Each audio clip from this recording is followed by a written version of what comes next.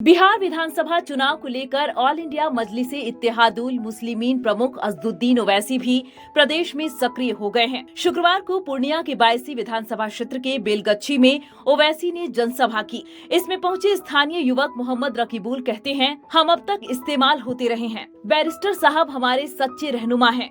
वे सीमांचल की बदहाली और गरीबी की बात करते हैं, पलायन दूर करने की बात करते हैं। हम 18% हैं। हमें रहनुमाई का मौका मिलना चाहिए। हमें ओवैसी साहब जैसा हिम्मत वाला और हमारी हक हुकूक की बात करने वाला नेता चाहिए।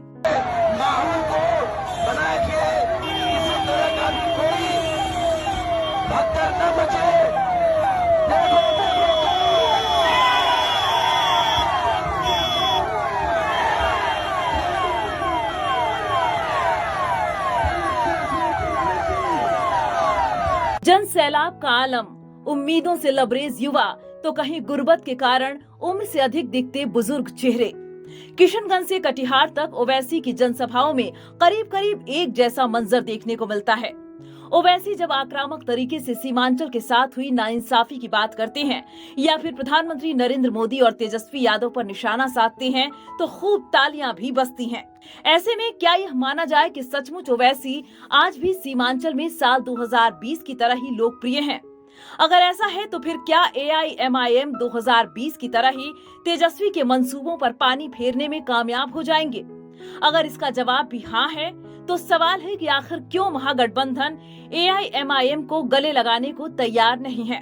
हालांकि यह कहना गलत नहीं होगा कि ओवैसी अपनी 4 दिवसीय सीमांचल यात्रा में दूरगामी राजनीतिक प्रभाव छोड़ गए हैं और अगर इस तरह ओवैसी का टशन बना रहा तो वे बिहार विधानसभा चुनाव में गेम चेंजर साबित हो सकते हैं।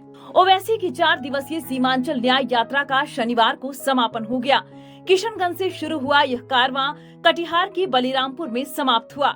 इस दौरान उन्होंने 9 विधानसभा क्षेत्रों के 1 दर्जन से अधिक स्थानों में नुक्कड़ सभा का आयोजन किया। इन सभाओं में उनका संदेश साफ था कि वे इस बार सीमांचल की 24 में से अधिक सीटों पर चुनाव लड़ेंगे। इसका ठीकरा भी ओवैसी तेजस्वी यादव पर फोड़ती हैं और कहते हैं, हम सेक्युलर वोटों का बंटवारा नहीं चाहते हैं, लेकिन कथित सेक्युलरवादी पार्टियों ने हमारे प्रस्ताव को खारिज कर दिया। हम जीतने के लिए चुनाव लड़ेंगे। सियासत में मोहब्बत नहीं होती है। अहम है कि ओवैसी ने उन्हीं विधानसभा क्षेत्रों का दौरा किया जहां मुस्लिम आबादी बहुसंख्यक या निर्णायक है। जाहिर है AIMIM को बखूबी पता है कि किस तरह से स्ट्राइक रेट बेहतर बनाया जा सकता है।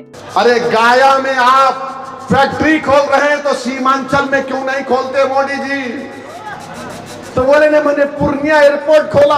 अच्छा, एयरपोर्ट में भी फ्लाइट अहमदाबाद जा रही है, हैदराबाद नहीं जा रही है। यहां पर हाई कोर्ट का बेंच क्यों नहीं खोला जाता? जब झारखंड नहीं बना था तो यहां पर बेंच था। यहां पर लोग बीमार होते हैं, एम्स नहीं खोला जाता। जलालाबाद से किशनगंज तक रेलवे ट्रैक की जरूरत है, नहीं खोला जाता। और वो कोचा दामन का जमीर फरोज जो भाग गया उसमें स्टेशन नहीं खुलता। मगर मोदी जी आके बोलेंगे, भाइयों बहनों, सीमांचल में घुसपैठी आ रहे हैं। आप क्या सो रहे थे? आप प्रधानमंत्री हैं, बॉर्डर सिक्योरिटी फोर्स है, कैसे आते बांग्लादेश से लोग? मगर बदनाम करना सीमांचल को। मोदी जी, सीमांचल की जनता आपको भी जवाब देगी इंशाअल्लाह। इलेक्शन में आपको भी जवाब देगी। ये सीमांचल की तौहीन है।